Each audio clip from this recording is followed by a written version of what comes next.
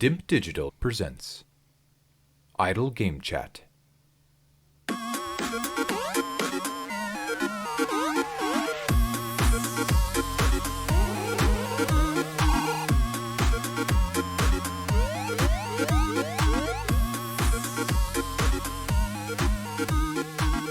Hello, Apps here from Dimp Digital. Welcome to Idle Game Chat. This is the weekly video games podcast where we give our impressions of the games that you can play today and react to the latest news from the wonderful world of video games. We're here every Monday on your favourite podcast app and YouTube, absolutely free. This week, I'm joined once again by the one-time Dimp Digital gaming quiz champion. It's Pac-Man himself. It's Tom Adcock. How's it going? Hello. Yeah, good. Thanks, mate. How are you? Yeah, not too bad. Good to have you back on. And it's been a bit of a news-heavy kind of section with E3 coming in these last few weeks or so. So it'd be good to talk just some raw video games. And you've been playing quite a few, and one of them fairly recently been released. So for once, we're kind of up to date. I mean, ideally, you would have played this in the first weekend, got through it, and reported back, but you're not always up to that sort of task, are you? Difficult, mate, isn't it? You want to sort of really get a feel for it. You can't be rushing these things. No, I agree. You shouldn't be rushing them where possible. Let's not bugger about. Let's just get straight into it, because I always think, it's not going to be long enough, so I'll try and not fill time at the beginning. And at the end, I'm like, it's gone over an hour. And then I start thinking, right, wrap it up. And with Adkins, he just waffles, so you get an extra hour out of him. But we're here to talk about, first of all, Ratchet and Clank Rift Apart. PlayStation 5 exclusive. One of the few PlayStation 5 exclusives out there, joining Returnal and Demon's Souls. Although there are unverified rumours that Demon's Souls may be making its way to other platforms, including the PS4, so watch that space there. But Ratchet and Clank has been kind of tabled as not the game changer, but certainly in the build-up, at least to me. I was seeing the trailers, I was seeing the Discord, people saying, right, this is it. This game is the reason why you need to have a PS5. It couldn't have been technically done on a PS4 or an Xbox One. It just wouldn't have been possible. And we're going to get to the bottom of that and figure out whether that's actually the case or whether it was all a load of smoke being blown up Sony's arse. First of all, I've not played it. I played the 2016, I think it was, like reimagining that they did that was based on the film, that was based on the first game, all that bullshit. But I've not played Rift Apart just yet, so I'm out of the picture when it comes to passing opinion, but I will try and ore mine in anyway, just from what I've seen. But Mr. Adcock, you've played it. Before laying hands on Rift Apart, had you even played another Ratchet and Clank game? I mean, primarily a Sony property, so you being sort of Nintendo kid and even jumped on the Gamecube, I'm imagining this series may have passed you by. Yeah, man. If cards are on the table, basically take them off the table, because I'd never played any of this franchise. The fact that you said there was a film, I had no idea. I don't think it did very well. I think it was one of those things that people are going, why are they doing that? And yeah. No, so I was coming in pretty blind, and obviously, early in the console generation, there's always a lack of games, so sort of sniffing around any new release that comes out. People seem to have forgotten that fact, that very rarely is there a plethora of games to play in the first year or so. You're always struggling, aren't you, in that opening year to get stuff? Yeah, and Sony have done a good thing with the those PS4 games, or games with gold, or whatever they call it, the 15 games you've got there. So PS Plus collection, yeah. That's it, yeah, and obviously with the monthly games as well, there is something to play. But yeah, it's this sort of stuff you want to be. It's what gets you excited, right? When it's actual new software on your new console. And the other thing is, I didn't have a PlayStation for a while, so I just got one again, and I was like, right, perfect timing for this. So yeah, I thought, why not give it a go? Was you tempted to play through the sort of the reimagining, like the PS4 one that was released, or was you just thinking, no, I'll just jump straight into this one and get on with it? Yeah, because I wasn't too sure. Like I looked at the trailers and they looked great, but I was a bit like, I wasn't really sure what the gameplay was like, so I didn't want it. I mean, I'm sure it wouldn't have spoiled my appetite, but when you just think, right, just coming fresh, I'd be fine with it. I mean, in my head, it was a bit of a Mario vibe, where the story was pretty light and it was more gameplay. So I didn't. Me and you had a discussion about it, and I think I sniffed very briefly, but no, I was pretty happy to go in blind, to be honest. Yeah, that's sometimes the way to do it, because you can burn yourself out trying to play the game quickly before the new one comes out, and then you're like, I've played this before, and it doesn't always feel as fresh. So, given that you've got no real reference point for Ratchet and Clank, did you feel like they did a good job of presenting some sort of narrative that you could jump onto and not feel like you're missing the inside joke? Because there's a fair amount of comedy in the Ratchet and Clank games, and they certainly, at least in the other games, reference kind of older characters. But was that a problem? Because this has been made out to be a sequel to not the reimagining, but the one before that. The bloody name is gone. Future series, whatever that last one. I think it was. Fuck it, I don't know what it is. But did you feel like you were catered to as a new person jumping on this particular franchise?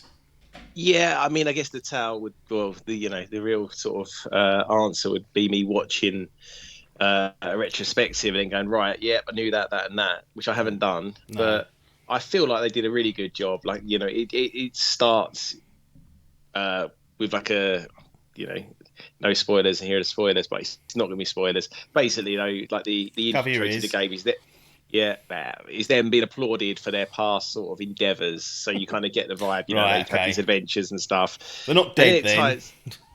Yeah, exactly. And so yeah, it goes from this. It kind of fills you in, who these guys are, what they've done. Okay. And then you're off. And I mean, there was one character, a pirate fella, who I got the gist that he had been in many other games, probably all of them, and didn't really know what the deal was with him, if I'm honest. But everyone else, they weave a nice little story here anyway, like even on its own. Right. And yeah, they're pretty good at explaining it. It's kind of that Pixar vibe, trying to put a bit of heart in it, and yeah, I was on board. Yeah, it was simple enough, but also it's a good jumping on point, I would say. There's no fear about coming in on this one and not knowing what's going on. Fair enough. I want to backpedal just slightly, because I'm trying to understand why this game got purchased from your perspective. You just mentioned not really played the games before. And it's a £70. Well, whether you paid £70 or not, I don't know. Probably slightly less than that, depending on where. £62 from base.com. Other retailers are available. And it came a day early. Came a day early with that, yeah. And Adkins has been slagging off base because they've been coming a day late, and I feel like saying it's your fucking postie. It's not base. Don't slag them off, because they're producing the goods. So what? Because you just recently rebought the PS5, and was it just like, I kind of need something to play on this now? I don't want to just have rebought it and then have it sitting there collecting dust again. Because a lot of people are making a bit of a fuss out of the £70 price tag, which is fair enough, because it is a bit of a significant increase in what you typically would have paid on the old PS4 or even the Xbox One. Yeah, it is a lot, especially, I mean, kind of a marquee game, I guess, in that it's PS5 exclusive, but it's not a long game. You're only looking at about, say, 9 to 13, 14 hours if, some sort of completionist. So it is a lot of money for that. But then I also totally get the argument of that, games generally haven't gone up in price. No, you got Game Pass on that Xbox One S. Play what you want. Buffet. Always say that, don't they? But that's it, exactly. It's a buffet. How good is it? Go to you want steak? You go to the gourmet steakhouse. You don't sniff around Tangs. Going, what is that? Is that Chinese, Cantonese, or Indian? Don't know. Just stick it in your gob. Just chuck it on your plate. That's the thing with that Game Pass. Like someone spewed up a load of games, and you've got to shift through. It's like going to TK Maxx. This Game Pass. Yeah, or Primark when it's all been there's a sale on. You might find something decent, but you've got to shift through some shite to get there. So you prefer the gourmet experience of just seeing something and picking it and going, right, exactly. I'll take a gamble on that. Yeah, I wanted the gourmet experience at the lowest price I could find, £62. Yep.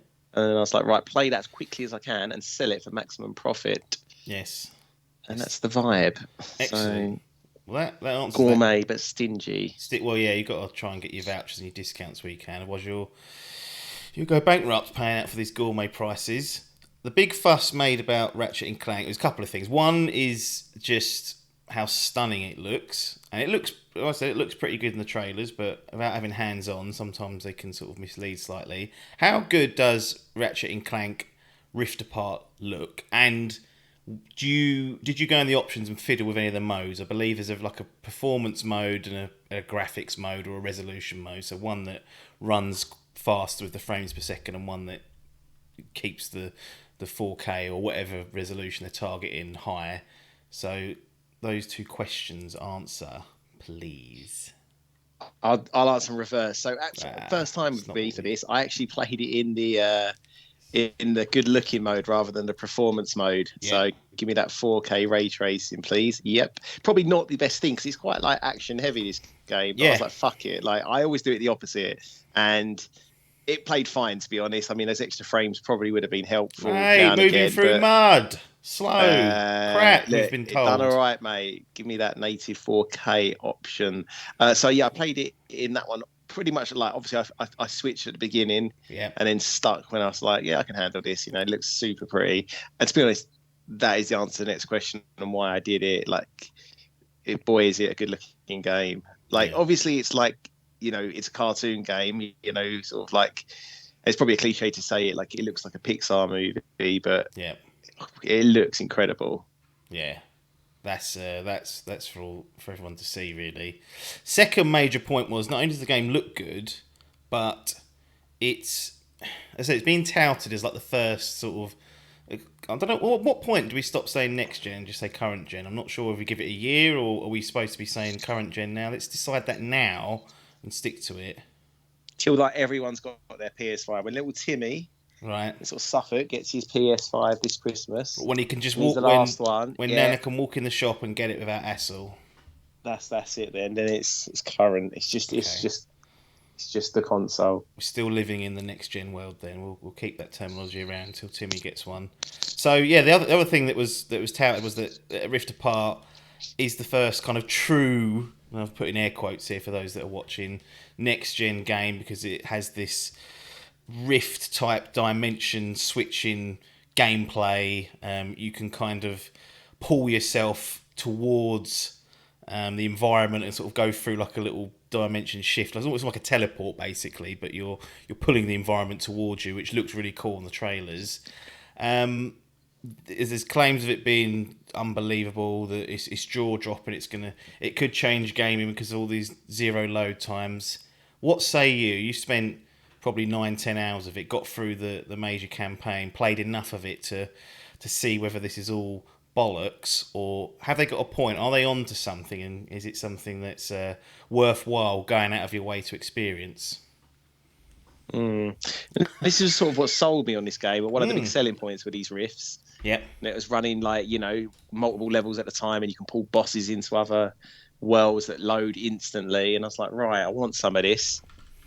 Right, the medium, Xbox Series X. Right, that was the first one that was doing this, loading 2 full parallel levels. As far as I'm concerned, not getting the plaudits though. Fixed cameras, and you fucking gave up on it as well. We're supposed to do a podcast on it. It's true. Do you know what? This was a little bit. I mean, maybe it was my naivety, but it was actually a little bit disappointing, if I'm honest, in that for about 80 to 90% of the time, the rifts are purely like a way of getting from like platform A to B in the slower parts of the game, and in the more action heavy parts, you know, similarly there'll be like 4 or 5 rifts around a sort of, you know, semi-open space, and you're pretty much just pulling yourself from point A to point B in the same level, which I'm pretty sure has been done in other games. I can't think of one off the top of my head. Now, there are some absolutely amazing bits where you will literally jump from like complete world to world with bosses following you and all kinds of carnage going on. But they're very much sort of like on rails, like a set piece. Set pieces. You're not dynamically doing it and going, right, let's get out. Yeah, I felt like that was what is going to be the compromise. Was that it wasn't... Exactly. And now that's probably my own like fault, but I thought there was going to be more. I don't know, in my head it was going to be more like level A is sitting on top of level B, and you can kind of jump between the two at will, to maybe get through puzzle. I mean, bear in mind, I'd never played these games before, so I really didn't know what to expect. No. That was how I interpreted it. But I think you've said this many times before. Don't be interpreting your own games, because you're always going to be disappointed. Hype kills games. It never makes games. Yes, That's the trouble. But yeah, for me, I've got to admit that was a little bit disappointing. If I'm, after a couple of levels and sort of really fathomed it out, it's like it's not what I sort of signed up for. These riffs. So he's not happy with that. No. He's not happy with. So, do you think this could have been done on the PS4? Like, say the switching between like the on rails bit is focus on that, because that's kind of like a bit that everyone's would have seen. Like, could they have not just done the transition just slightly longer whilst it loaded, and like you wouldn't notice as much? Or is it that quick that actually it needs to kind of to give you that wow factor and to make it work? It's the speed at which it transitions that simply couldn't be done, because we've seen those fucking PS4 load up games. They take 2 minutes to reload a save. Mechanical shit. Yeah. I mean, I ain't a coder, mate, so I can sit here and easily say yeah, but I'm sure that with some different trickery they could, because I'm certain, the grunt of this is that it's loading in a whole nother level. But obviously you're not, especially on the on rails, the really big ticket bits, there's a shitload going on at that point, because there might be a boss behind you, and you might literally be on rails or flying through the air with all sorts going on. Are you like shooting and doing any control at this point? It's not just a cutscene, is it? Have you just got very minimal control? You've got full, well, I say full control, you've got minimal control. Yeah, you can kind of move around and shoot. But it's all out of your hands essentially. Someone's pulling you into the rifts, or you're falling into the rift at this point. So I feel like with some trickery, a lesser console could probably have pulled off the same trick. Might not look as pretty, or in the background it might be doing the same thing. But yeah, I mean, I can't see why not. But trouble is, at that stage, if you're trying to make something like that work on like an old bit of tech, it takes far more time to develop it around the constraints, I guess. It's time and resources, isn't it, and making it work. Yeah. Like, you think we could have just pumped this out on the PS5 and said, look, not possible, rather than spend half a year trying to make it work. Yeah, and I always feel there's got to be compromises made when you're making things cross-gen. There has to be. Oh, yeah. Which, and I totally get it from, like, purely a money point of view, that when, PS4's got an install base of, several 100 million, and PS5 is, a fraction of that, you're going to sort of appeal to the masses as much as you can for as long as you can, so everyone's sort of jumped ship. But at some point you've got to kind of just do this and try and make the best game you possibly can.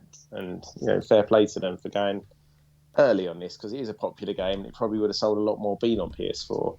Yeah I mean, it's a bit of a showcase, I guess, for the PS5, and they can kind of claim that it wasn't possible, and for most part they're probably correct, but like you said, I'm sure there's trickery and ways to work around the issues and make it work to a lesser extent, but we will never know, because we're not going to sit down and learn anything ourselves, are we? So that's not going to happen. Not going to educate ourselves in this show. That's not what it's about. It's about ill-informed opinions, wrong most of the time, but then people say you can't have a wrong opinion, so you're laughing. Now, one of the big things I remember from the reimagining is just the sheer number of weapons and upgrades, and how crazy some of the weapons get. Like, they're good fun to roar around with and upgrade and grab for Ratchet. What's the arsenal like on Rift Apart? Is this a shining star, or is it a bit too much? Is it like, I'm a bit, I've got paralysis by analysis, or whatever it is, analysis paralysis. I'm struggling to pick one here. No, this is a highlight, because obviously, again, didn't really know much about it going in. Yeah. But they're fucking mental, the weapons, and they're a lot of fun. Like, my favourite was this. I'd always sort of go in with I think they probably have on some of the old ones. Or can I talk about them? Is this spoiler territory? I don't know. I don't think. I mean, people, if you don't want to know about the weapons, fast forward for a couple of minutes. Yeah. 3, 2, 1. Spoilers. Okay. Yeah, I really like this one. It would like electrocute everyone, and sort of it would. But then I upgraded it to sort of chain react, so I could kind of shoot one person, shoot another, and that would chain to a third, fourth, fifth, and it'd all be kind of going mental. And then I'd just walk up with my nice, like, their take on a shotgun and just sort of blow the fuck out of them. Yeah. There's so many good weapons. I won't really talk about many others, but they are a lot of fun. They're really good as well, like because they're all very novel. I'm guessing some have come over from other games. I don't know, Yeah. but yeah, it was an absolute highlight to be honest. That's good. That's good to hear because that was one of the fun things from the reimagining. I think there's one that called like the Pixelator that is on the reimagining that would turn the enemies into like 8-bit pixels and they'll be weaker. Oh, I love it. Yeah, it's some really cool and imaginative stuff. I think that's kind of one of the feathers in Insomniac's cap is being able to come up with those weapons and make them feel fun to play with. And like you found out there, you've got like a little synergy going between the electric weapon and the shotgun. And you've extrapolated a good tactic to get rid of some of the fodder. That's it. And like, sorry, I was just gonna say, like, by the end, I probably had like 20 weapons or something. But like, because you're jumping, like, you run out of ammo fairly quick. Yes. You're jumping between them, so you have your favourites. I'd almost know exactly the order I wanted to go through them all before I was left, or the ones I was saving for like get me out of a tight spot. So yeah, you really that's probably to its credit is that you kind of use them all. There's a time and a place for them all, basically. There's only one or two duds there, and for a different play style, maybe that would be decent too. But yeah, really liked it. So we've got all these wonderful weapons to kill and maim enemies with. Have we got any interesting enemies to fight against? Have we got enemy variety and just to utilise different tactics? And then moving a step up, I'm assuming there's bosses in this game. How do they fare? Okay, so yeah, there's a good variety of enemies, like on the different levels and like NPCs as well running around. Because there's a lot going on in these games. You're in like sort of populated cities, and these rifts are pulling through, different animals and creatures from different worlds, plus all like the robot things, which I guess are more the staple. Yeah. So you got a whole bunch, there, and different tactics, different guns work on them, and once you sort of upgrade your guns, you can kind of manage the crowds a bit more. Yeah. Because again, don't know if this is on the old ones, but it gets pretty hectic there sometimes. Yeah. But yeah, like you've got yourself some nice little. Not only have you got the like firepower, they've got some nice little moves. There's like I guess it's like a bit of a dodge, but you kind of go a bit invisible, like like a 3-meter teleport is how I'd say it. So you can kind of jump around the screen pretty quick, and that sort of keep everyone out of earshot if necessary. Bosses. A little bit disappointing, if I'm honest. They tend to recycle them quite a lot.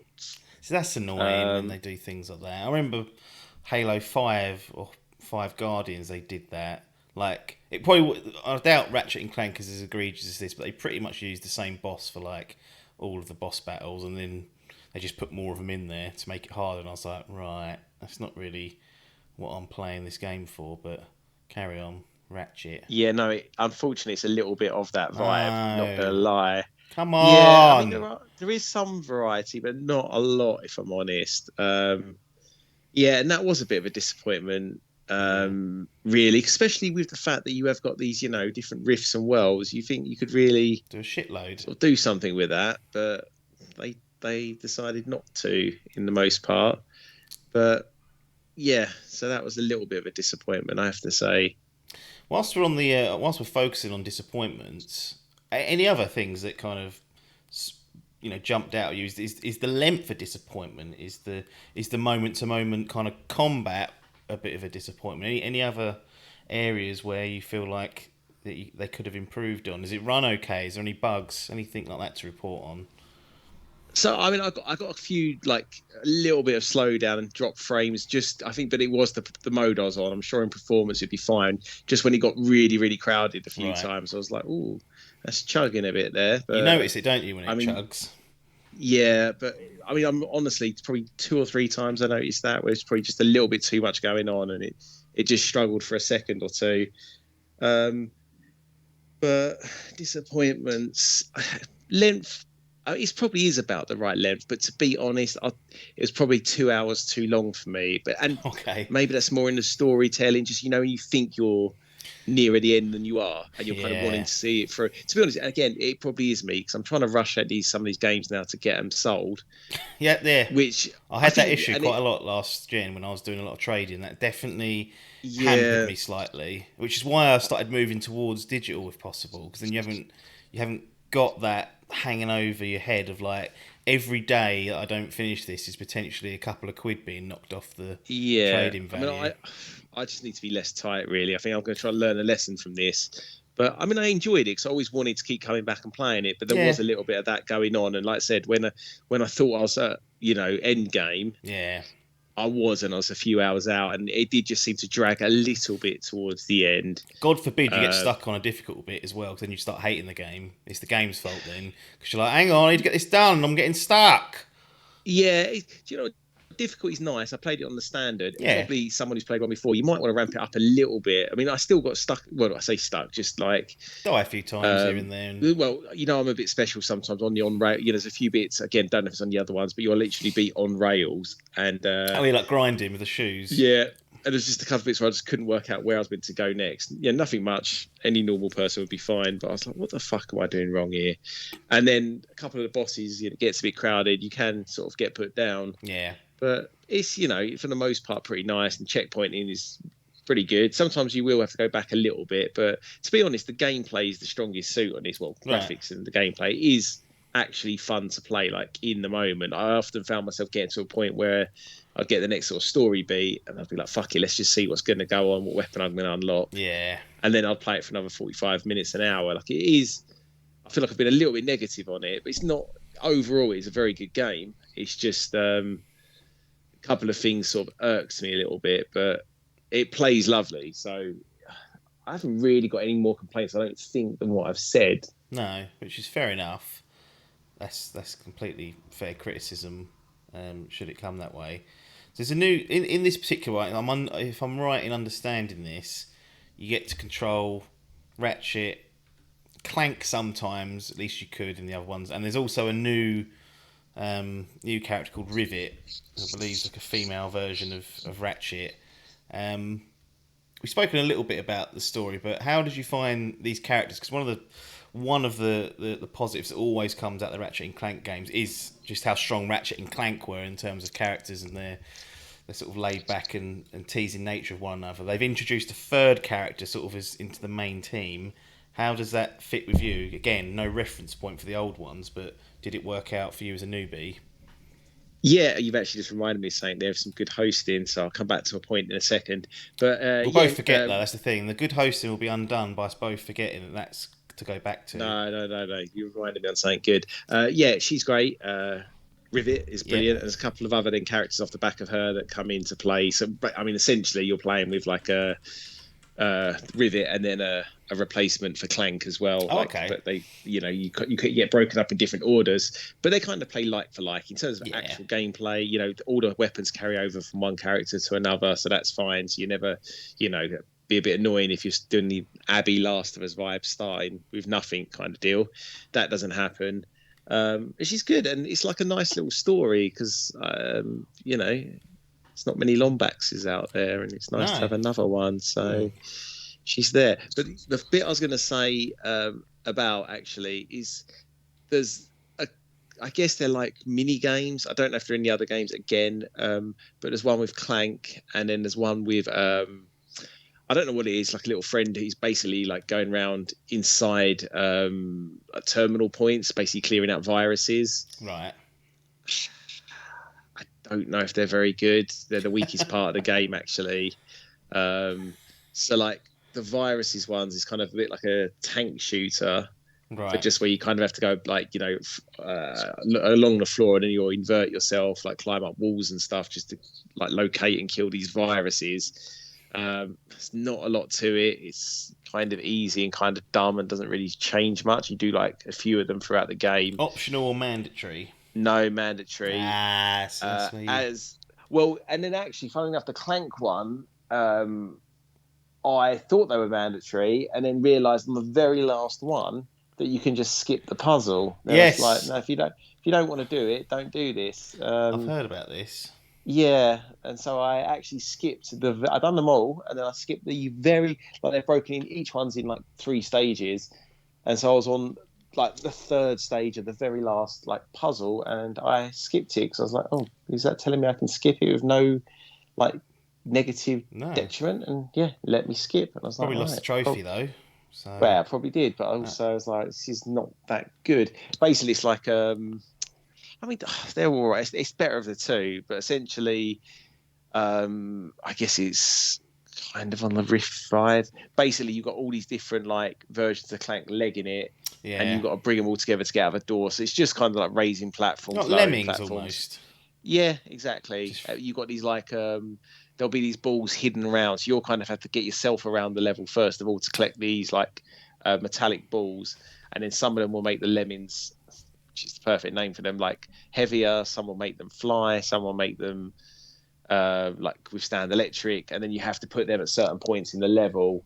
yeah. And they'll also move platforms depending on where they are and things. So yeah, you just have to figure out what a path for your little lemmings to get through and unlock the next door.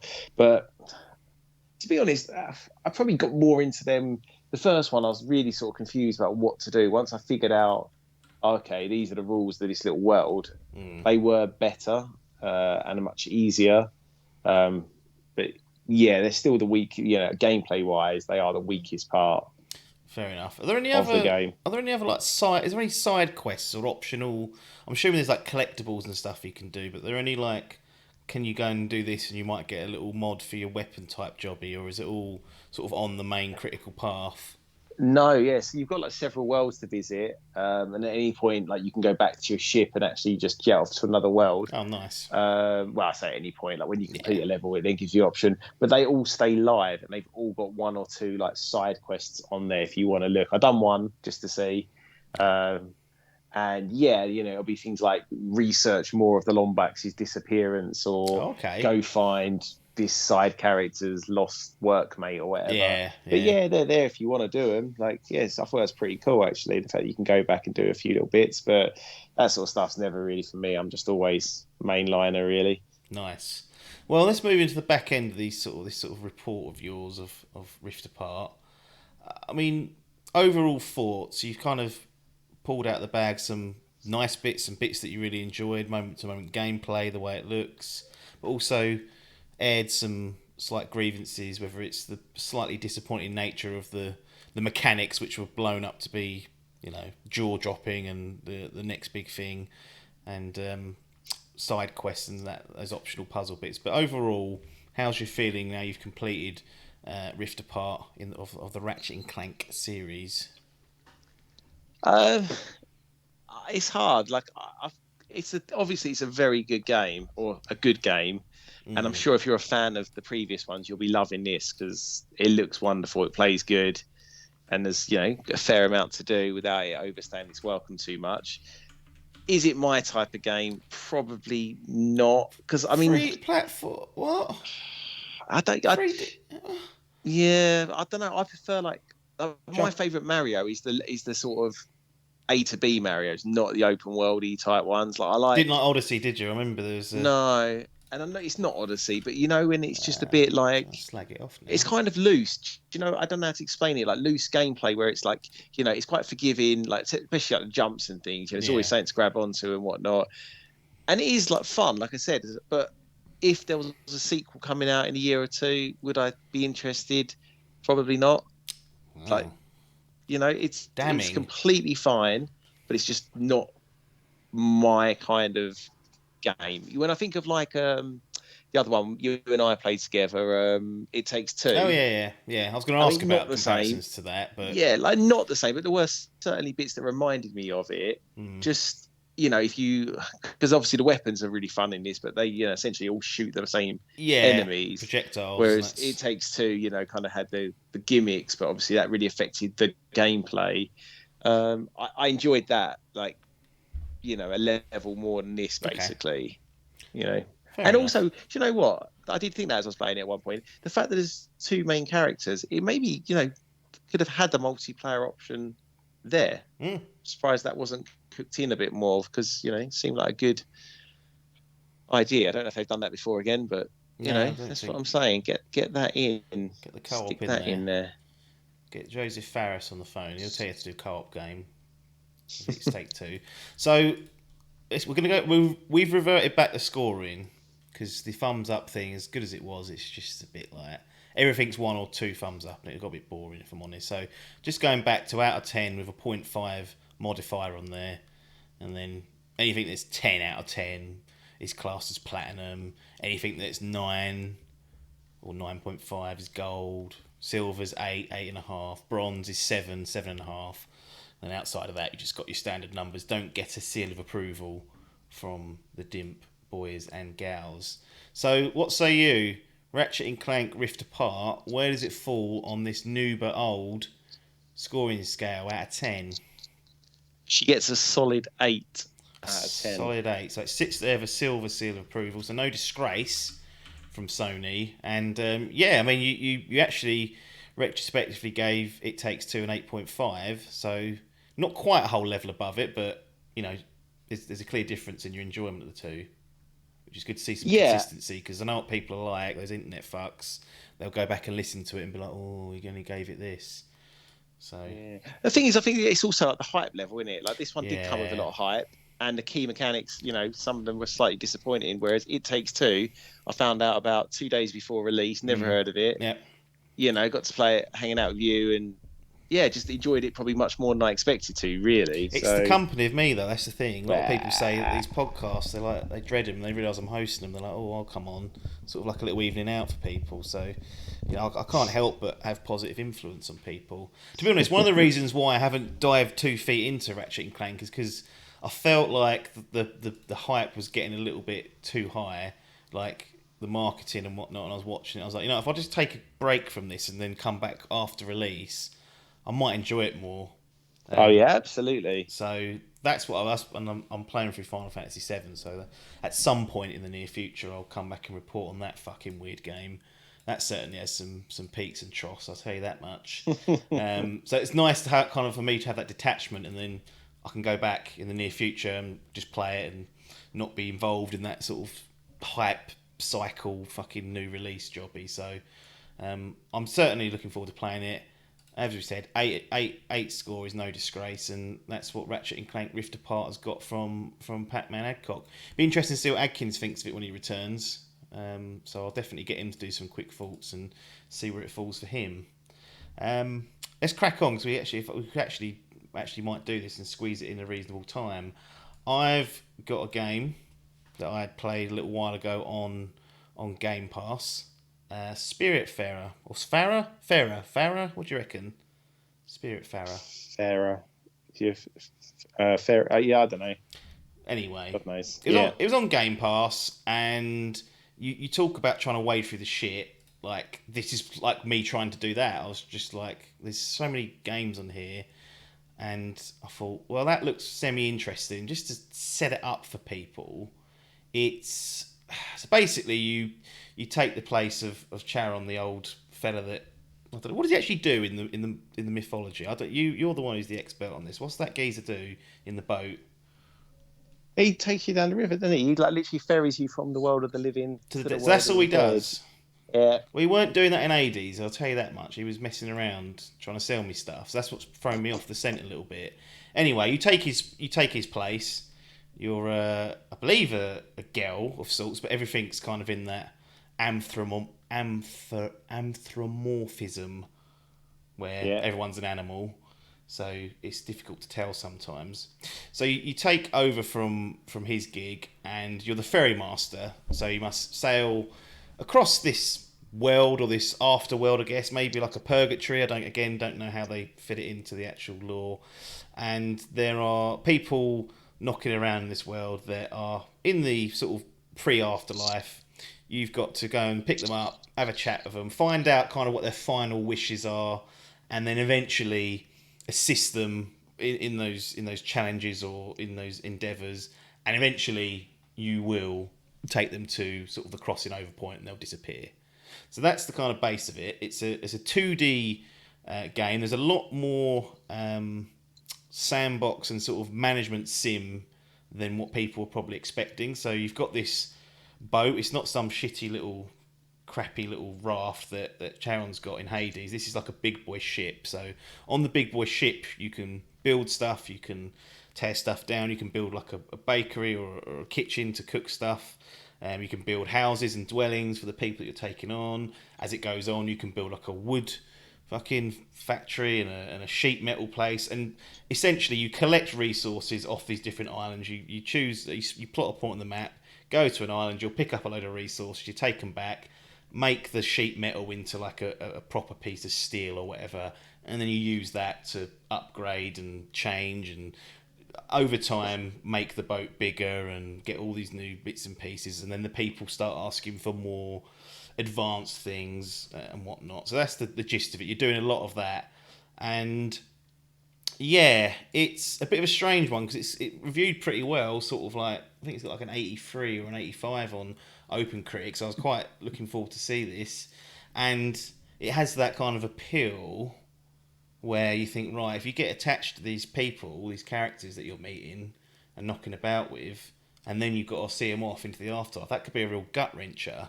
And I love a good gut wrencher. But I have to say, I was a bit disappointed with this. Come on. First of all, it's too long. I think the Xbox app says I've done 28 hours in it. Far too long for a game that is essentially resource collecting and manipulating and trying to keep on top of like people going, oh, I'm hungry. I mean, you don't have to feed them, but they fucking moan. So I'll let some of the pricks starve. So that was it's far too long because there's a lot of like almost like grinding what you've got to do. You've got to get a shitload of a certain resource to build the next sort of house or the next improvement to a house for the fucking person that's moaning about, I'm dead, but I want to do this now. So far too long, like 28 hours of doing this. I think they could have done with slimming it down. It is charming, like the style and the graphics are really nice, like as you'd expect from sort of like a decently produced indie game. But really, the real biggest issue is that the stories and the characters that you bump into, like that moment where it should be gut wrenching to see them go, you're sort of happy but sad, just isn't there. Like I just did not connect with any of these people, and I feel like the game puts a lot of its money on that particular play, like that it wants you to feel this like emotional moment when they go away, and they do a good job of like making a scene of it. Like there's all this nice music, and then they'll pop off. But a lot of them, because they were moaning about food all the time, you wouldn't be happy to see the fucking back of them. Like thank God, not that's one less mouth to feed. So, I mean, yeah, that's is the resource management not part of it? The boat building and stuff, and getting all these saunas for these people and whatnot. Do you have to do that to advance the story, or is that semi-optional or completely optional? So there's a couple. I think there's a couple of buildings that might be optional, but generally the requests in order to get rid of them, okay, to get these people off the ship and get them over to the afterlife, they will request things that require a new building or an upgrade to a building. Typically, some like might sprinkle in, oh, I want to go and see this island and this specific point, and they're quite nice. So you travel across the map, take them to that point, and there's like you have a little chat with them, and that could be quite nice. But most of them are like, oh, I want this, I want a table in my house, and I want it made out of this certain type of wood, and you're like, oh, fucking hell, all right, mate. Not asking for, oh, you're dead, and you're still giving people grief. So there's a lot of hinging on that. And then the other thing they do to kind of force you to upgrade your ship is the map kind of has, I think it's 3 sections. So there's like a normal bit that you start in, quite big, like a number of islands there. There's like a top bit off towards the north that is got like a little splitter. There's like a little thing that divides that part of the map. And when you get there, if you try and sail over to that point, it's actually ice and icebergs. And you can't sail through that unless you upgrade your ship with like the iceberg remover. Oh, the breaker thing. Yeah. So and there's another one for like mist. I think the other part is. So in order to like say Johnny goes, oh, I want to go to that island and see where I grew up as a kid or whatever, and it's on the ice part. You can't progress that one until you've built the ship enough so it can go through into the ice zone. So by virtue of that, you're kind of forced to do that, unless you just want to sail around feeding people. But And how do these people come on your boat? Do you have to go and find them, or do they just sort of die in the real world and then just appear on your boat yeah, no, at certain you points? kind of like when you visit an island, you'll see they're quite clearly marked as like slightly different spirits, like it's all like the others. Because there's loads of like other spirits wandering around that when you talk to them, they just say like random one-liners to try and Right. like tell you basically what's going on in that particular town. But these ones have like normally a quest, so you'll kick off a quest and they'll be like, "Oh, I need help dealing with these people because they're all giving me grief. I'm supposed to be like the trade union rep or whatever. I need them to all calm down." So you go and do that quest, and then they're like, "Oh, I'll come on the ship." Just sort of invite themselves on, so that's a bit annoying. And yeah, once they're there, you're kind of stuck with them. You can't get rid of them until you bump them off into the afterlife. Got ya. Got ya. And then, like, so it's generally either finding the resource to build the ship and manipulate that in a way that then it works on your ship, or taking Johnny Douglas dead man to like a point on the map. Like, what's on the islands? Is there like puzzles and things, or is it a matter of just like traversing and Traversing like platforming, like right? 2D, like you can chop down Okay. trees, you can pick berries and things like that, and And I saw you got like a little Breath of the Wild, like a kite thing to yeah, you can float unlock that. around in. That's it. Yeah, so you can kind of jump. Because some of the levels are actually quite nicely designed, like the 2D bits. Like you can find some good secrets and Well, that's what I thought when I looked pieces at like the that. trailer for this a while ago. Like, it looks really nice for an indie game, right? It's Like, it's that, beautiful. Yeah, yeah. it is. I just think the design of it wasn't quite there. And to be honest, it could have sustained it if these people that were on the ship I cared about, like, and it had that, you get that emotional attachment. And I'll tell you what I think the problem is, because I had a very, very similar issue with, I think I actually spoke to you about it. It was probably about 2 years ago on the podcast, A Night in the Woods. Yes, I I tried this as well, actually. And do you know what? I think the problem is it's not the people being animals bit, because they actually share that in common, which is, ironic. I think I really struggle, this is a personal thing, to connect with characters when they don't have any voice acting. Like when I have to read every word of dialogue myself, I just don't, for whatever reason, I don't think my brain connects with them. Which I don't know if that's a strange thing, but I was thinking about it the other day. I was thinking of maybe it's just because I'm reading through these like paragraphs really quickly at times, because they're talking a fair bit, and you're not really taking in the levity of what's being said sometimes. And it's the same. I had a similar problem with Night in the Woods. I think I said, like, they're going for this like quite emotional story about like mental health and stuff, and I just couldn't connect with it. And I think that might be a barrier for me personally, is that having to read the dialogue and kind of interpret my own sort of character spin on them, I was struggling with. And for you, it might not be a problem because you read a lot of books, which you have to do if you're going to enjoy a book. You've got to have that imagination. I'm wondering whether my lack of book reading's come up and bit me in the arse here, Maybe, but or is it just bad I mean, writing?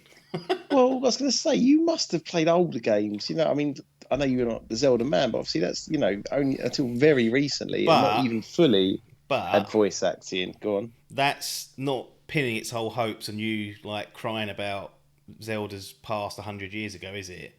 Like the No, but these are games that, won people's hearts with the kind of, overarching story. And I know it is minimalistic, compared to probably what they're going on here, but I don't know. I mean, yeah, I mean, maybe. I mean, you know better than me why you haven't connected, It's a theory I've but got. mm, It's a theory. yeah. Because, Like, I mean, I enjoyed that night. I mean, to be honest, I can't remember why I fell off. I just tend to fall off games on Game Pass, to be honest, even if I'm sort of enjoying them. It's weird. yeah. Again, it's like sometimes you feel like you've got to play loads to make use of it. So you think, oh, I can't spend too much time on this. Maybe Yeah, fall but off. Or it's just because if you haven't invested if you haven't curated it yourself and invested the money, like it's no harm or foul for you just to stop, is there? Other than your I own think that's it. Yeah. I think that maybe for me, that is the thing with the Game Pass games, is the fact that I haven't invested in anything. So there's no if it doesn't stakes, absolutely, literally. yeah, so if it's average or Sort of double below, I'm meaning there. probably bailing. Whereas if I paid for it, I'd probably see it out. Yeah. So yeah, that's kind of Spiritfarer for me. It was a little bit of a disappointment. I can see what they're going for. Didn't connect with me on like on a personal basis, and I think that a lot of the game kind of relies on that, and where it's getting the highest scores are those people that are probably sobbing each time they dropped off one of these greedy bastards. But it's a shame. I don't take any pleasure in not enjoying games like that, because you want to have a great experience, and it just wasn't there for me. So score, I'll give it 6.5 out of 10, 6.5. So misses out on a bronze, which I think is, well, it's low compared to other people, but there you go. Mate, that is low. Steam, 10 out of 10 on Steam. 96% of people like this video game. That's from Google users. Yeah, well, Come on, mate. they've all read books, haven't they? Like I said, that's what's done it. Stephen King's trained you. He didn't bother with me. He hung me out to dry. I had to get an audio book in. I was going to say, you need to get that audiobook version of Spiritfarer. It goes up to a 9 then for apps, probably. I'm actually looking forward to going back and playing Disco Elysium, because there's quite a lot of reading in that. But I think one of the upgrades is they've voice acted it all now. Well, funny, do you know when you said that, I was going to ask you that, and I was like, I think you've played it, but I wasn't sure, so I left it. You have played through it? Yeah, that had some, though. It had some voiceover and some it didn't, and okay. So it had just enough, I think. Plus, again, the game was focused on the mad sort of way your brain operates. It wasn't heavily reliant. Fair enough. I just knew there was a lot of dialogue choices, so I assumed. Well, I said that's one of the weaknesses for me, was that there was a lot of dialogue that had to be read in that, but they seem to have, in the uncut version, rectified that. That's it, yeah, they have. So maybe there's other apps out there that don't like reading. Who does? I don't know. Who does? Okay.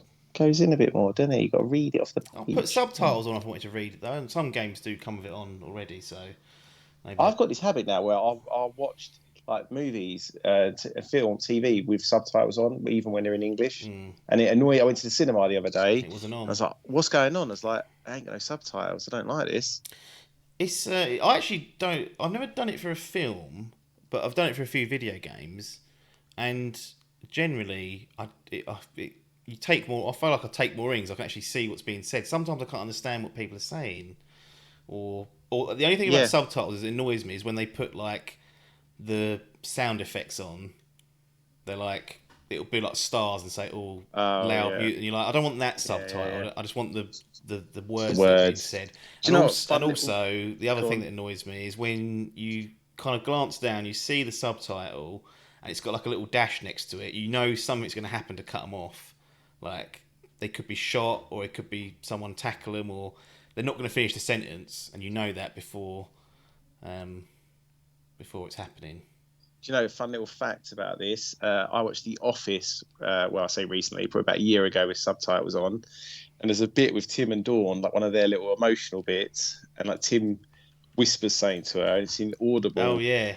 Yeah. But on the subtitle, you get it. And I was like, right, well, there you go. I'm learning stuff about The Office 20 years after the fact. So that's it. So get those subtitles on. Learn more about your favourite shows. Excellent. Shelburne's saying closed caption, that's called, so maybe we're saying the wrong word, but when it has words on the screen, people know what we mean. There is a difference, and people can tell me the difference on next week's show. Right. Cool. Now we've got a bit of time. We should have saved more time for this, but we'll just talk as long as we need to. But it's been a while since this game released, and people were shocked to see it not getting immediate impressions or reports on, because we know it's a big franchise particularly for you, and something that I've got into over the last few years as well. Resident Evil Village. One of the big releases of the year, undoubtedly. People very excited about this game. Reviews come in, sitting at about an 84, which I thought initially, just from a fantasy game perspective, that it would be higher than that. I thought we was going to be looking at something higher, but the critics have spoken. It sits there on an 84. Eighth entry, or eighth mainline entry, I should say, into the franchise. Going back to first person. So first of all, is that a good move from your perspective, having played through Resident Evil 7 in Village? They've stuck with Ethan. They've stuck with first person. Correct decision, or should they be looking at other things to do here? No, correct decision for me. I like their little format at the moment with like the mainline games or continuation of the mainline games being first person, and then doing the remasters of the older third person games. I think it works great. So best of both worlds. I prefer the third person probably for me, but just because they're the old ones I grew up on. But I love how they're quite happy to kind of chop and change with this like game, but always keep it, feeling like a Resident Evil game. So no, it's fine with the first person. It makes sense, Yep. Ethan's story's not yet done, I guess. So bash out another game with him. Why would you change it, really? And also, I don't really understand why he's like a hidden character. Like we haven't seen his face yet. They do a good job of just obscuring him. Yeah, but I feel like unless there's going to be some huge reveal down the line, but I'm just like, I don't understand that. People be like, oh. Exactly. Leon Kennedy and Wesker combined or something. Yeah, don't know, but yeah, I'm on board for that. I don't know how you feel about it, but no, yeah, absolutely. I mean, I really liked Resident Evil 7. I played it out of sync, so I played 7 after 2, and 2's. Yeah. I mean, I've not played a ton of those, those Resident Evil games, but 2 remake, one of my favourite video games of last gen. So it doesn't even matter if it's part of the Resident Evil series. I fucking love that game. But equally, when I played 7, wasn't perfect, but if you want to get back the fear factor in survival horror, that's one way of doing it. Is chucking it in first person. That dirty old ranch was not a good place to be if those Baker fucks roaring round. Just quickly, subtitles provide a text alternative for dialogue or video footage. Closed captions, on the other hand, not only supplement the dialogue but other relevant parts of the soundtrack, describing background noises, phones ringing, and other audio cues that need describing. So subtitles is the way to go. Yeah, you don't want closed captions on. So if anyone who's got confused, there you go. Thanks to Shelley for pointing out our mistakes or lack of knowledge. Anyway, 7 good. Keep it going. And it's Ethan's story. Makes sense. Now, this is the name's Village. Not 7 Biohazard, so we know that we're going to be roaring around in a village, a bit more open and whatnot. This felt like quite a big shift in tone. I don't know if you agree with that, in that 7 to me is actually quite a scary game, especially in the early goings of that. Like, opening sort of act is quite terrifying. I felt like Village never really got there for me with that. Like, it was even from like, maybe not the very beginning, because they kind of, there's a lot of scripted scares and whatnot, but as you get into it, just doesn't seem to be as scary a game. Is that something you're in agreement with? And if you are, is that a good or a bad thing? It depends where you're coming from. I think if you're more of like an action-oriented fan, you're going to probably prefer this. But I'm definitely in your boat where I think Resi is strongest, where you've got that kind of location that is almost like another character. So be it the mansion from the first game, the ranch from Baker Ranch from like 7, the police station from 2. Like I think that's when it's at its strongest, and when it's stripped back, and when it's slow paced, and the scares are there, and really the fear factor from not having the ammo. And having to be strategic about what you fight. Like I always remember playing 2, the remake even, and just knowing that you've got to kind of make a run from like east bottom floor to like north second floor, and knowing that those fucking liquor fucks are out, or hunters or whatever they're called. Yeah. And just like literally just realizing you haven't really got the ammo to deal with it. Your health might be a bit fucked, and it's horrible. It's terrifying, Whereas this one,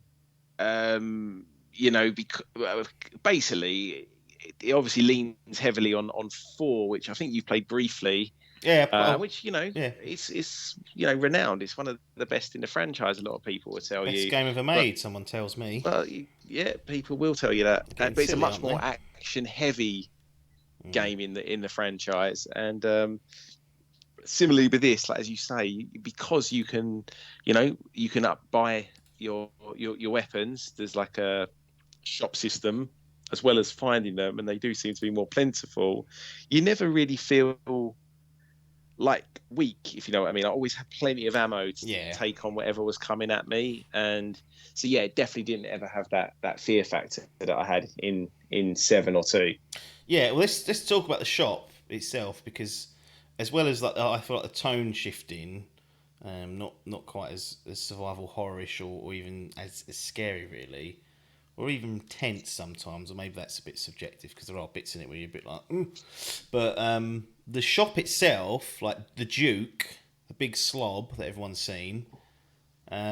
He will sell you ammo, he'll sell you weapons, he'll sell you upgrades for your weapons. You can sell old weapons to him to free up space, which I didn't realise until like near the end. So I was like carrying around like 3 shotguns. Fucking And I was hell. like, I ain't got any room here. And I was like, I can just sell it to him. For some reason in my head, I felt like I needed the old shotguns. It had a specific Yeah. purpose, but you know, I got rid of it. I eventually sussed it out and sold it up, and I had like a Yeah. shitload of money.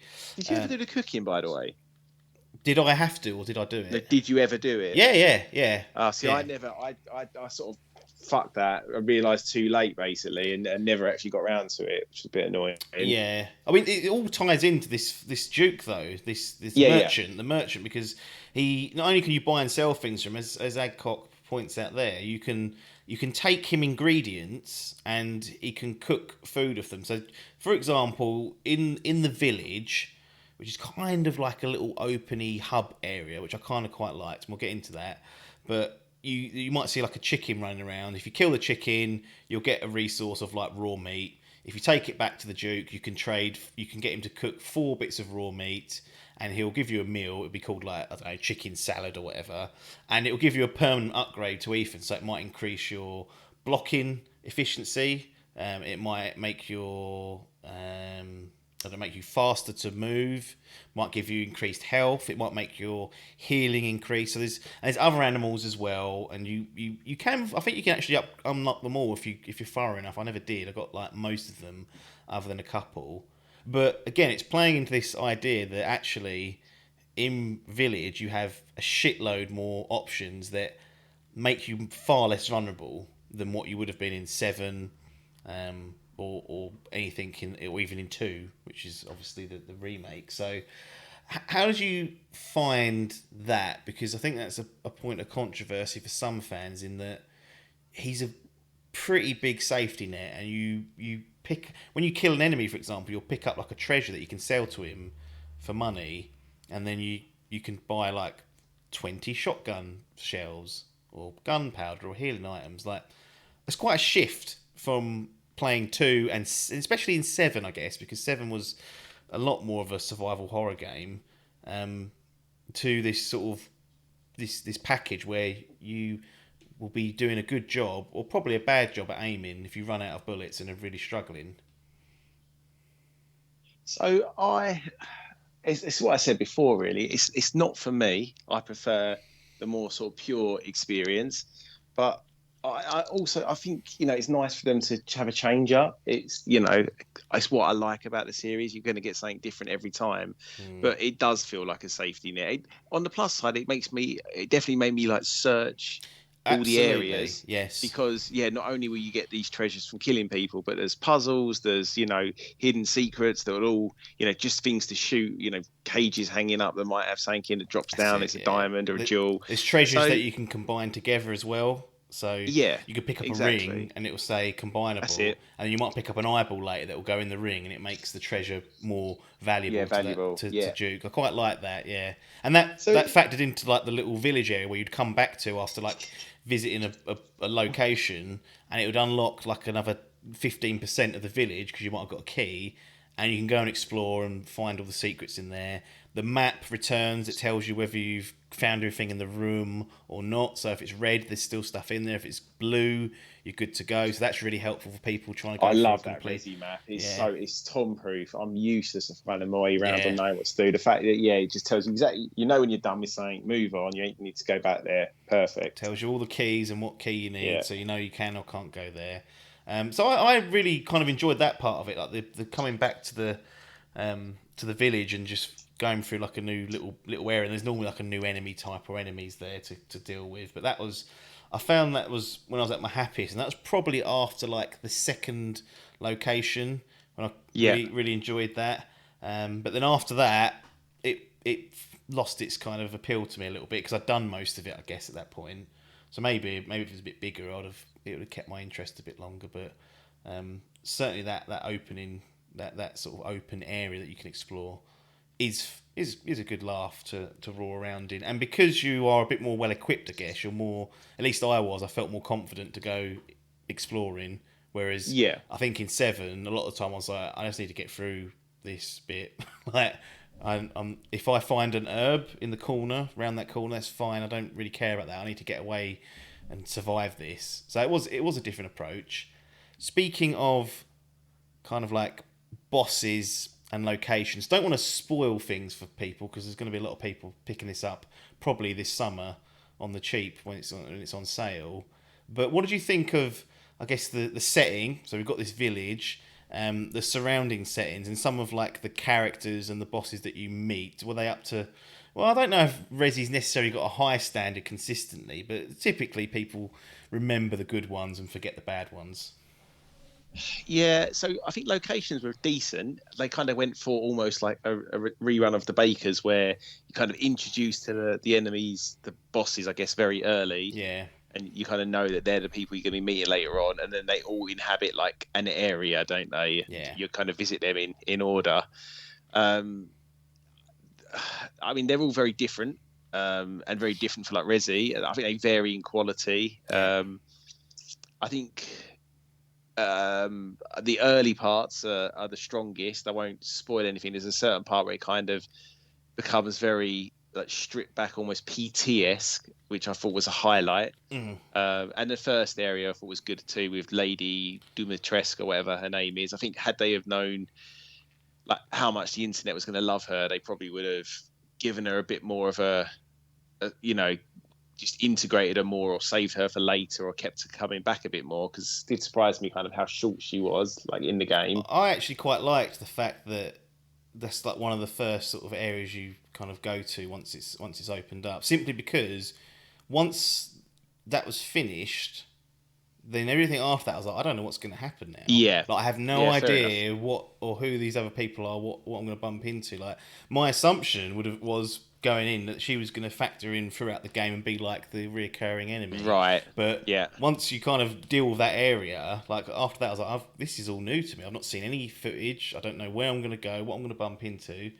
and that I think kind of enhanced it. But you're right, like because she was so popular, it must have been. It's too late by the time they showed her anyway. They're not going to change the design of the game, but there must have been someone there tempting to think, oh, maybe we could just include it. But they did announce that there's going to be some DLC happening.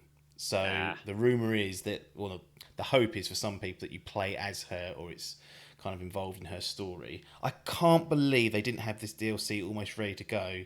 Like it's almost like they were caught off guard that people would want it. I heard this. He's like, "Oh, we're going to start." We're going to start. Yeah. What? Oh, you're surprised the village has done well, are you? Christ, little indie project. What's that? Go back to 7. They had stuff ready to go pretty much from like the get go. Madness. Sometimes I just think they can't be asked. They're like, well, people will just play that and forget about it. It's like, of course they won't. It's Resident Evil. If it's not shit, you're going to have people who want more of this. And considering how well they did with the 7 DLC, that's probably what spurred people on to be like, oh, I want more of this. If they did that good a job, they've got it in their locker. But, that's that. But, so another thing that kind of it doesn't tie into the locations of the bosses, but story. Now, I'll be the first to say this is not the most grounded story if you look through the Resident Evil timeline. All sorts of mad shit going on, all sorts of abominations, double crosses, and stuff that's just like implausible, but it's good fun. This village at times felt like it was almost on a different level to even the maddest of mad stuff in the Resident Evil franchise. I don't know if I'm off base with that, but they throw the kitchen sink at this one and they don't hold anything back.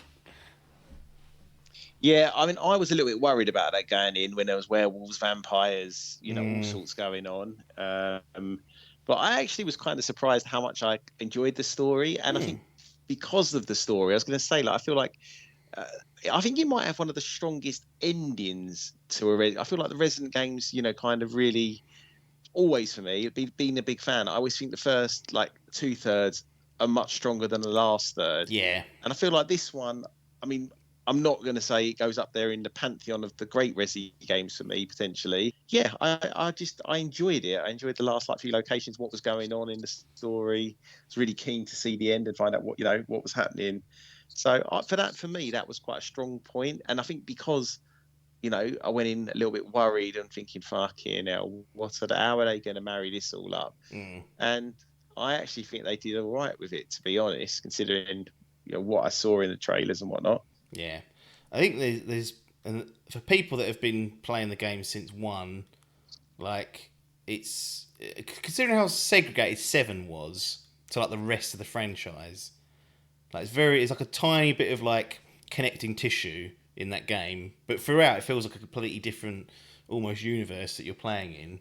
This one's a little bit more focused on the franchise of Resident Evil. Those long-term fans will be finding out things that they've probably either thought would happened or would hope had happened, or going to be completely surprised about what sort of direction they take it. So it feels like they put a bit more effort into connecting it up to the old ones, which I don't know if that's either a good or a bad thing, but it's there for people No, I like it because it is very different. It's just a couple of like big lore drops late on, and in the game if you look for it.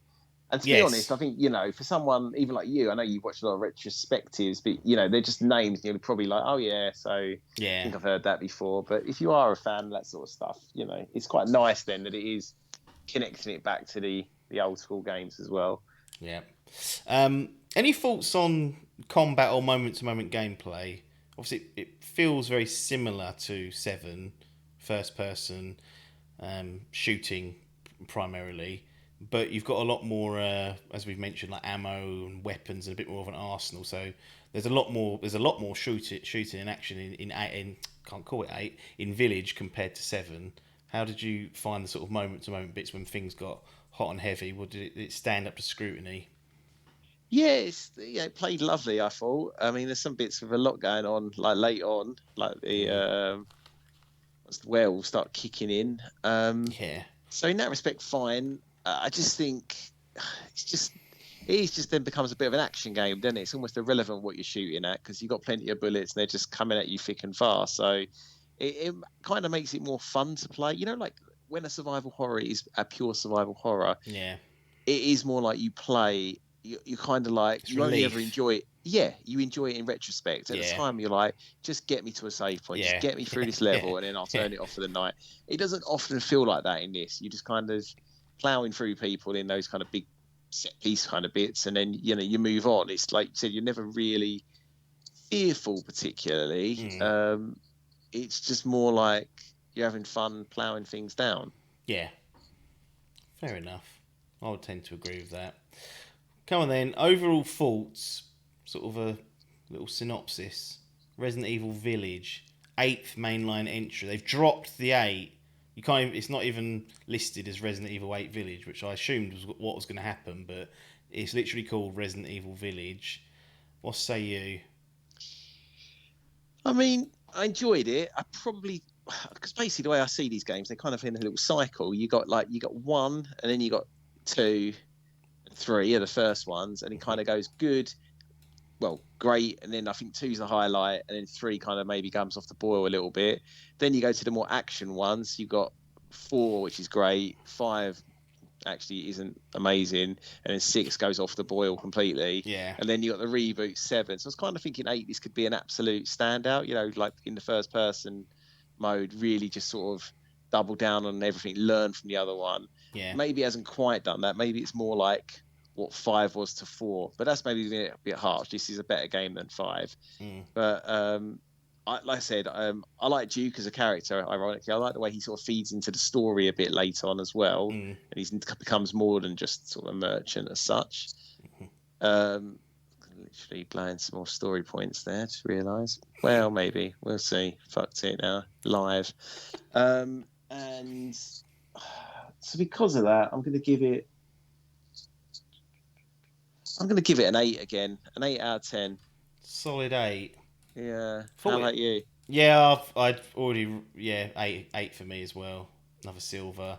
I was toying with an 8.5, and then I was like, yeah, it because it's been out a while and we played it pretty much on release. I kind of like to do these things later on because you kind of well, things digest, don't they? Yeah, Like, absolutely. I think initially, had we done it in the week after we both finished it, that may have been, half a grade higher. But when you look back, I think how memorable was some of those bits and pieces. How do I feel about it now that I've played maybe part of another game or in the middle of something else? And yeah, I think an eight's fair enough. Like it's a solid enough score, and it's a good game. Like if you enjoyed. But I can't see how you could enjoy 7 and not this, because unless you're really going for like, oh, I want to be terrified and scared, then maybe put it on the hardest difficulty and deal with that those bullet sponges. You won't have many bullets left then. But other than that, I think like for those that enjoyed 7, this is like an expansion of that. Yes, sort of like I get the tonal shifts that are taking place, but I enjoyed it. A worthwhile purchase. Sort of that's the first game I played on the new PC as well, which wasn't actually the best place to play. It's had a few issues in terms of like performance on there, like stutters when those sisters come after you, and all those fucking flies or shit fly in your face. Like it struggles a bit there, but good experience. Another solid entry, and probably the trouble it had was 7 was such a left field direction for this franchise that absolutely, it was the trick. The hand had already been shown, and it had to be just building on that. They couldn't do anything else to make it kind of like a brand new thing. Where would you put it out of the 2? Because I want to ask about remake 2, because I think like you, that's like top. That doesn't even remake 2 is like one of the best. Like, but 7 and 8 are quite similar, and obviously 8 Village is a sequel to 7. So did it pip its younger brother, or is it been not for me, but I think for the reasons, two reasons. One, like you said, like the 7 was a complete turn of force, and didn't really know what to expect, and stripped back, almost felt like a completely different game for 4/5 of it. Really, it's only at the end they really again tied it together with the older stuff. So I preferred 7. I probably need to play that again, which I don't generally do with these games. I know because basically once you know item locations and you do the new game plus and you've got the better weapons, you can fly through these games. To be fair, one thing I would say about Village is it's more appealing to me to go back and play this again with like items and being buffed up, like because it's more action focused. The replayability I felt was a bit stronger in Village than it is in 7. Yeah, I mean, like my favourites. I mean, the only one I have done is 2 because you get the dual storylines and to see the whole game. You kind of need to do both, really. So yeah, but no, I totally get that. But I preferred 7, like the experience of playing 7. I think a year from now that'll be the one I kind of remember more. There'll be a couple of standout bits from this, but it's like by no means a dud. I think these games. For me, there's only been one dud in the mainline series. The one you and I opened on. Yep. 5. No, 6, wasn't it? Sorry, 5. Yeah, sorry, 6. Yeah, look at that. I mean, it even wipes it from a memory. The trouble with 6 was it was like we had 4. People loved it. People played 5, and I was like, okay, that's good, but we've got some issues actually starting to rear their head. And then 6 was just a disaster, and it felt like it was just in decline. It like hit this peak at 4. And it was just going to slip down and down and down. Yeah, absolutely. And 7 come along, and in my opinion, kind of reversed that and got them back in the good books. So it could have been a time when Resident Evil was just like a bad old franchise hanging around for its last like scraps, and like the fans going, "Oh, it's still the best."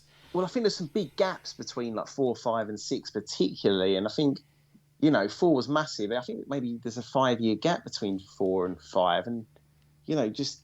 New consoles, how relevant is it by that point? Like, it's such a big gap. And then obviously 5 not being anything special, and then 6 being poor. You are sort of wondering, but now they've got this really nice. Like, I love what they do. Like, it doesn't even matter to me that Village isn't an absolute banger, basically, because I'm now like, oh, is 4 remake coming? Is 1 remake coming? Like, what are they going to do next? Is there a Code Veronica like this? You're probably not going to be more than a year or 2 away from something else in this world coming out. No. And then, this story's probably still got some legs to it, or characters in the story, or something in this world. So, yeah, I reckon 1 more in first person, and then see how we go, I guess. Excellent. So that's Resident Evil Village. Glad to finally get to that. And yeah, different approach, taking some time away from it and then coming back gives you definitely a different perspective, because you can get snarled up in the hype train. Yep. That was the planned it. I'm just going to ask one question. Shoot. Super Mario Maker 2. Ooh, Because you played a lot of yes. that on that Switch this year. Did you play through the campaign on that? New campaign. No. Did new play the campaign? I think, do you know what? It must have one, because I had Mario Maker 1 on 3DS, and yeah, there was like a sort of campaign, so I imagine the same thing exists. But no, I only played like making the levels, basically. So you played Mario Maker making the levels, not playing others? Yeah, well, exactly. Played it how it's meant, the purest experience, make those levels, play those levels. Quick thoughts? Bloody amazing, that. It depends what you got, though, because there's a few ways to play, I guess. One would be solo and you just play the campaign and have mess around on your own levels. Two would be to upload the levels and play the ones online, which could be a lot of fun, I guess. Yeah. Three was how I done it, which personally I think was great. I had a family member and nephew stay with me through one of the lockdowns, and like basically I would make a level in the evening that he would play in the morning, and he would make one in the morning that I would play like in the evening or lunchtime. And it was pretty amazing, to be honest. Loved it. There's so much in this game. Like, we were finding stuff. So we played it solidly for about 2 months, I'd say, like every day. And then slowly, you know, when it's one of those things, you just stop doing it and then it's out of sight, out of mind. Yeah. But I would say that if you got, like, especially for kids and stuff, like if you wanted to get kids into like the fundamentals of like even like game design and stuff, well, what makes for like a fun level? Because at first you just throw everything in there, you know, like literally just shit up the screen with every enemy type, and then pretty soon you realise that's just not actually fun to play. And you know, then we were really trying to craft good levels towards the end, or at least like relevant levels. We'll watch a film and then we'll try and make a level based on the film. Later on we found that there's actually other characters. You can turn Mario into Link and have Link running around with his arrows and stuff. Like, they have put so much content into the updates on this. It's actually incredible. Nice. And when you look at like YouTube and Twitch and see what other people, you know, people who are actually talented at this can do, right, man, it's amazing. It's the only thing is Nintendo, innit? So it's still probably 50 quid. Yeah. And like, I think you need the right setup. If you've got kids, if you've got someone else to play it with, or you're going to play online, then I'd say absolute, it's a joy. But obviously it depends what your sort of situation is. And if you're making games and you're the only one that's going to play them, or send them out into the ether that no one's going to play. No feedback. Yeah, like I just don't know what you're getting out of it then. Because I mean, to be honest, if you like Mario, probably the little campaign is probably very good still. But I don't know if it's worth, you know, 45, 50 quid or whatever they're going to charge you for it still. Nope, that's fair enough. I'll leave it there for that. So those that maybe have that set up can make best use of it. Right, that's it. You're dismissed. So fair enough. Good job. Crammed a lot into that one. Did go longer than anticipated, but there you go. Rather than forgetting about things and saving them, just cram them in. That's it. Yeah. Bit of Resident Evil, bit of Ratchet and Clank, Spiritfarer. Always leave them wanting less. Yes, run them into the ground. If you want less, the only way to get rid of us is to pay us. So patreon.com/Dimp Digital. You can commit to some money, and if we get to a certain point, we'll pack up. How about we do that deal? Set that as a goal. Yeah. Other way to do it: twitch.tv/Dimp Digital, and you can subscribe to the YouTube channel. Idle Game Chat does stream live on there. No set schedule, just randomly whenever we can fit these in. So if you want to be one of the first to sort of watch or listen to it, that's the way to do it. But you know, is there value in that? There is if you're a subscriber. Link Twitch Prime, then you can do it for free, and then you ain't got to pay out, and you'll get rid of us quicker. So I think that's it. Call it off. Shut it down. Let people get on with their lives. So thanks for your time, Adcock, on this particular edition. And everyone else out there, thanks for your time, and ta-da.